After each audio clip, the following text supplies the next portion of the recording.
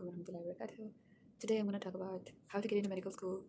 If you're interested in getting into medical school and you're wondering how do I get into medical school as a Sri Lankan, and then if you're wondering should I go into a state uni, apply abroad, the things you need to look out for, I'm here to help you.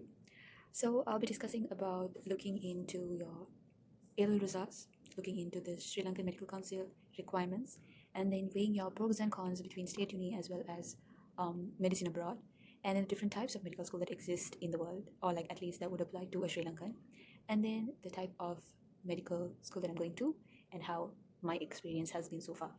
So I'm a fourth year medical student, and if you want to know more, stay with me. So starting off with the very first requirement would be you finishing your high school or maybe O levels, ordinary levels, and then going into advanced level. So in A levels, what you would want is everyone would want to get like 3 straight A's to get into a state uni. Again, A levels would mean that you're doing either local syllabus or the Cambridge or Edinburgh syllabus. Regardless of what you do, Sri Lankan Medical Council wants you to do A levels, not foundation, not diploma, or any other equivalent high school, not high school, more so like after high school prerequisites to get into college or uni. So anyway, like I was saying, you need to do A levels, and you need to get a certain result to not only just show your uni, but at the same time show Sri Lankan Medical Council what you need to the results you need to have for you to work in Sri Lanka or get the medical license in Sri Lanka. Anyway, if you're doing the local syllabus, you definitely have to get 3 A's, and your ranking should be pretty high for you to get into a state uni. Now, I am going to talk about the other side, those who do Cambridge or Edexcel and then still want to pursue medicine in Sri Lanka. The saddest news for you is that there's no way for you. There's very less likely. The chances of us getting into a state uni is 0 to none. So don't get your hopes high like I did, and no one really tells you, especially if you're first gen medical student or first gen student in general. There's not enough guidance per se regarding how to get into state uni if you're not doing local syllabus. Anyway, back to the results you need to have. So for A levels, you need for state uni, I am not going to be talking about it because I don't have experience with it, but you definitely need 3 A's. And depending on your ranking, you would have a better uni or you would have a uni that's pretty far away from Colombo. Anyway, so if you have done London syllabus, Edexcel or Cambridge, you need to do these 3 subjects. The subject should be biology, chemistry, and physics. In case you do math, Sri Lankan Medical Council won't really acknowledge it. So the minimum results you need to have is 3 C's. So that's pretty good, I would say. Yeah, so that's it for A-level results. And this 3C is for the Sri Lankan Medical Council. So I'm not going to say Sri Lankan Medical Council, it's just SLMC, okay, from here on forward. And yes, you need to have 3 C's for SLMC. But depending on the unit that you want to go into, they might need even better results. Maybe 3 A's, maybe ABC, whatever the result that your uni wants. Yeah. So moving on to, so I've talked about the A-level results, I've talked about the SLMC requirements. Now moving on to the medical school itself. So it depends where you want to do medicine. So I'm talking to all the students who want to pursue medicine in other countries apart from Sri Lanka. So you would have a certain amount of students going to Europe, certain people going to Australian continent. Then you might have people who want to do in maybe China, South Asia, Southeast Asia. Yeah, so you have like a varied geographical locations, but regardless, there's only 2 degrees that is recognized in Sri Lanka. So, and also the specific unis that SLMC recognizes. So let's say you want to go to a specific uni in Georgia, you need to check if SLMC has approved this specific university. So only then you can go to pursue your degree. Otherwise, it won't be recognized. Unless you don't want to pursue in Sri Lanka, then that's a whole different story.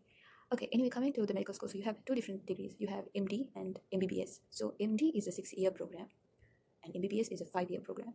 What's the difference between the 2 exactly? Is basically the same thing. It's just that for MD, you have a lot of vacation breaks, whatever you want to call it, semester breaks, winter breaks, summer breaks. You have a lot of breaks in between. So that's why it's spread out into 6 years. If there's any other differences that I don't know about, please let me know. So what I can talk about to you today is MBBS because that's the one I'm doing. So I wouldn't say either one is like better than the other. Both are internationally recognized. Both degrees are done by students who are dreaming of becoming doctors. So both are equally recognized, I would say. Anyway, for MBBS, you have 5 years of intense study. Okay, I'm in my fourth year, and I'm going to tell you how the first 3 years or so goes on in MBBS. So the first 2 years is actually divided into two. So you have the preclinical phase, and then you have the clinical phase. So the preclinical phase is year one and year two. So this is just pure theory. So you have exams, all theory.